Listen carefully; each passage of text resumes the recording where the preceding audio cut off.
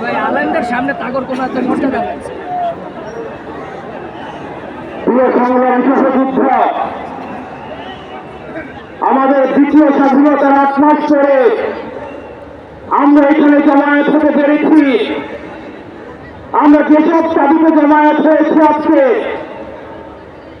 সেটি আমাদের জন্য গর্বের কিছু নয়, বরং এটি আমাদের জন্য লজ্জার। 5ই আগস্ট সিদ্ধান্ত হয়ে গিয়েছে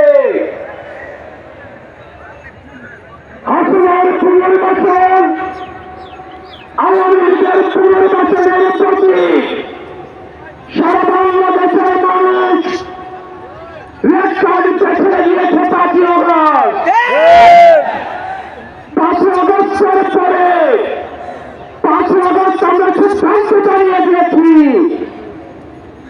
এই ভূখণ্ডে আওয়ামী লীগের আর পুনর্বাসন হবে না। সেই আওয়ামী লীগ আমাদের চারিদিকের ভাইদেরকে বাইতুল মুকাররমের সামনে থেকে টেনে টেনে স্থান নিয়ে এসেছিল, সেই আওয়ামী লীগের আর পুনর্বাসন হবে না।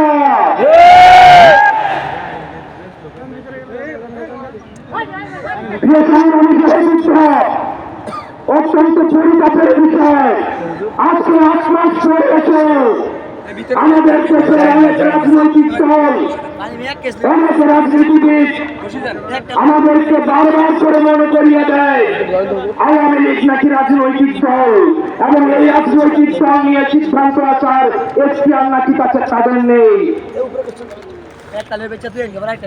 ডক্টর মোহাম্মদ ইউনূস গত কিছুদিন আগে বলেছেন আগামী নির্বাচনে আওয়ামী লীগ অংশগ্রহণ করবে কি করবে না সেটি সিদ্ধান্ত নাকি আওয়ামী লীগের।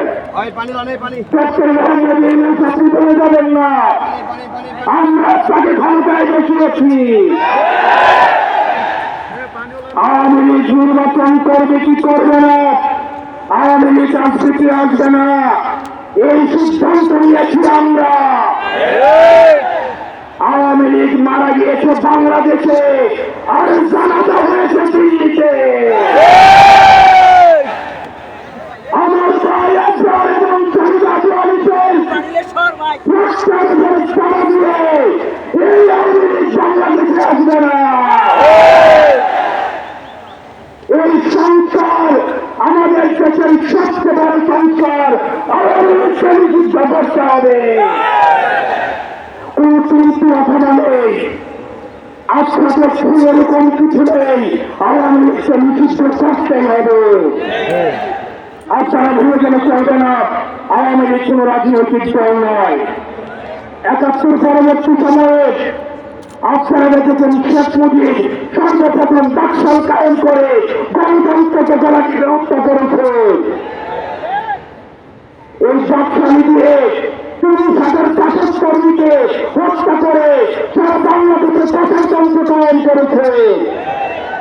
আওয়ামী লীগের লুটপাটের কারণে আপনারা দেখেছেন ৭৪-এর দুর্ভিক্ষে পুরো সমান করে দিয়েছে। আমরা বারবার করে বলতে চাই, আওয়ামী লীগ কোন রাজনৈতিক দল নয়, আওয়ামী লীগ হচ্ছে একটি সন্ত্রাসী সংগঠন। এই সন্ত্রাসী সংগঠনকে নিষিদ্ধ করার মধ্য দিয়ে আমরা সংস্কার করতে চাই। একই সাথে সরকার যে হত্যাকাণ্ড হয়েছে, আমরা আপনাদের কাছে অনুরোধ জানাবো, এই সরকার হত্যাকাণ্ড যারা শহীদ হয়েছে, আজকের এই মঞ্চ থেকে এই শহীদের লিস্ট আপনারা চাকরির সামনে প্রকাশ করো। একই সাথে এই শাসনার অত্যন্ত প্রয়োজন হলে আমাদের শেষ শক্তিবৃন্দ দিয়ে এই তরুণ প্রজন্ম আমরা হাসিনার প্রাথমিক শিক্ষা পর্যন্ত আমরা আন্দোলন চালিয়ে যাব। এমন নারী সংখ্যা নিয়েছেই পরিশ্রম আপনাদের কাছ থেকে এসেছে।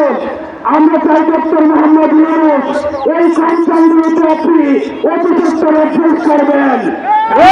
যে সংস্কারগুলি রয়েছে সেটিকে পাশ কাটিয়ে প্রয়োজনীয় যে সংস্কারগুলি রয়েছে সেটির মধ্যে দিয়ে নারীদের অধিকার নিশ্চিত হয়, সেটির মধ্যে দিয়ে নারীদের সম্মান নিশ্চিত হয় এবং আমাদের দেশের ধর্মীয় এবং কালচারাল সংস্কৃতির যে সম্মান অক্ষুণ্ণ থাকে সেই অধিকারগুলি সেই সংস্কারগুলিতে আপনাকে ফিরতে জন্য আহ্বান জানাচ্ছি।